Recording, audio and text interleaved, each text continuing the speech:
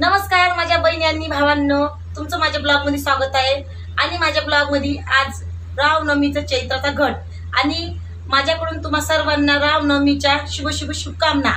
आणि तुमचा उन्हाळा छान जाव आणि रामनवमीची पूजा आज रॅली निघल आणि सगळ्यांनी रॅलीमध्ये सहभागी व्हा तुमच्या इकडे सगळीकडे। तर चला माझ्याकडला मी आणि तुम्ही बघा म्हणाल का ताईचं घर माझं किरायाचं मकान आहे आणि मला सर्व काही ॲडजस्टमेंट करायला लागते। कमी जागेमध्ये 3000 रुपये किराया आहे आणि मी छोट्याशा जागेमध्ये घट ठेवला आहे। घटात काही काही वस्तू मिळाल्या काही नाही मिळाल्या त्याच्याने माझा घट थोडासा। तर चला मी माझा घट दाखवते तुम्हाला आणि चला माझ्या किचनकडे वळूया। आणि माझ्या घरी देवघर नाही आहे, माझं जे आहे देव मी चौरंगपटावर ठेवले आहे देव, कारण की आता मला मंदिर घ्यावं लागेल कारण मंदिराची खूप गरज आहे, कारण की देवाशिवाय आता घर सुरूच आहे। ही माझी किचन आहे, छोटीशीच किचन आहे, इकडे फ्रीज आहे आणि इथे माझे देव आहे चौरंगपटावर मी घट ठेवला आहे आणि ही छोटीशीच किचन आहे। नवीन असेल तर सबस्क्राइबर करा, जुने असेल तर लाईक करा आणि शेअर करा आणि माझा शेवटपर्यंत व्हिडिओ बघा। आणि माझा ब्लॉग येत राहणार आहे। आता मी व्हिडिओ न टाकल्याचं कारण मी सांगते, कारण माझे 8 दिवस झाले मी व्हिडिओ नाही टाकले। व्हिडिओ न टाकण्याचं कारण म्हणजे माझा पोटाचा खूप त्रास सुरू झाला मला आणि मला डॉक्टरने सांगितलं सोनोग्राफी करा। मी खूप डिप्रेशनमध्ये गेली पोटाच्याने, मला खूप माझ्या मनात विचार येत होते का माझ्या जीवाला काय होईल, माझ्या मुलाचं कसं होईल हा विचार माझ्या मनात येत होता, कारण माझ्या तब्येतच तशी बिघडली होती।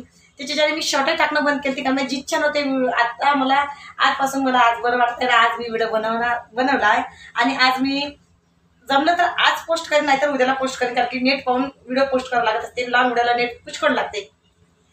तर मंडळी आता आपण माझा हा घट आहे आणि मी छोटेसे रांगोळ काढले फरचीवर, श्रीराम समर्थ पाऊल काढले आणि हे माझे देवाचे छोटे छोटे भांडे।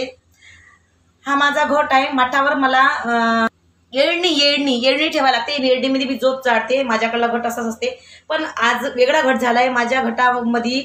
माझ्या घरी टोपली जऊ मध्ये माठावर हा दिवा असा घट असते माझ्याकडला, पण टोपली न मिळाल्याने मला घट असाच ठेवायला लागला, कारण की टोपली न मी गहू भिजू टाकले होते पण टोपली न मिळाल्याने मला जऊ टाकायला मिळाली नाही।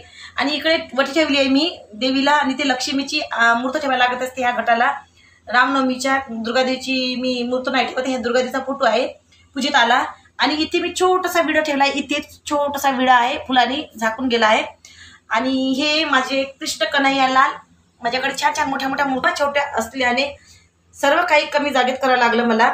माझ्याकडे विष्णुदेव आहे, दुर्गादेवी आहे, विठ्ठलरखुमाई आहे आणि हे विठ्ठलरखुमाई मी पंढरपूरहून आणली आहे, गाराची आहे। आणि हे गजानन गणपती आहे आणि हे मी अक्कलकोटवरून स्वामी समर्थ आणले आहे अक्कलकोटवरून।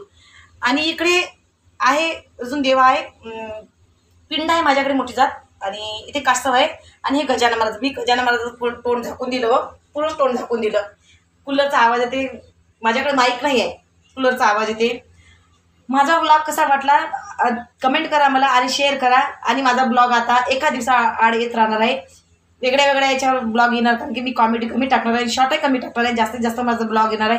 आणि तुम्ही ब्लॉग बघायला विसरू नका। तुम्ही म्हणणार फोटो कशाचे आहे, आता तुमच्या इकडे माहीत नाही, हे आहे आमचे भोजाजी महाराज आणि हे सोनामाता आहे।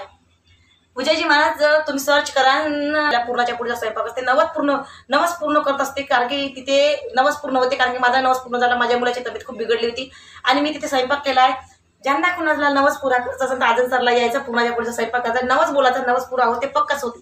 स्वयंपाक असते आपला जेवढ्या लोकांचा करायचा तेवढ्या लोकांचा स्वयंपाक करायचा, पूर्णाच्या पुढीचा जे करायचं ते, पण पूर्णाच्या पुढीचा नैवेद्य करावंच लागते तिथे।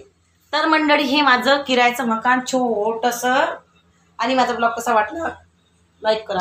ती माझ्या छोट्याशा जागेमध्ये माझा घटाचा चैत्राचा घट आणि मी साध्या आणि सिंपल पद्धतीने चैत्राचा घट केला आहे।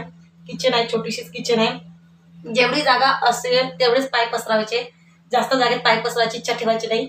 नशिबात आपल्या जेवढी जागा आहे तेवढ्याच जागेत। माझं गावाला खेड्यावर मकान आहे, मातीचंच मकान आहे, कारण की मी खेड्या गावातलीच आहे। माझ्या लग्नाला 14 वर्ष होते, 10 वर्ष झाली मी गाव सोडलं आहे मुलाच्या शिक्षणासाठी।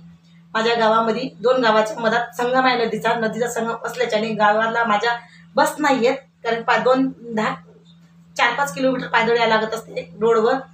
त्याच्याच्याने मला गाव सोडायला लागलं। मातीचं घर आहे माझं, छोटंसं आहे, बरं छान घर आहे माझं, मोठंसं घर आहे, मातीचं छोटंसं नाही आहे, जुन्या राजातले घर आहे त्याचे घर आहे। पण उन्हाळ्याच्या टायमामध्ये घर खूप थंड राहते व मातीचं आठवण येते. पण मला करमत नाही आता गावामध्ये, कारण मी इकडे राहून आहे. मला 10 वर्ष झाले मी समुद्रपूरला राहून आहे. कारण की विदर्भाची भाषा आहे, स्पष्ट भाषा म्हणजे विदर्भाची.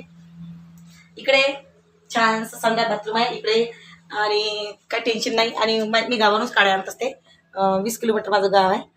हांडा आहे, पाणी गरम करतो मी हांड्यामध्ये. आणि घर मालकीचं काही टेन्शन नाही आहे, काहीच टेन्शन नाही. तिकडे ताई राहत असते, ताईंचं दुकान आहे तिकडे. त्या किरायदार असते ताई त्यावाल्या. त्यांच्या मोठा रूम आहे, त्यांचा 4,000 रुपये किराया, माझा 3,000 रुपये किराया.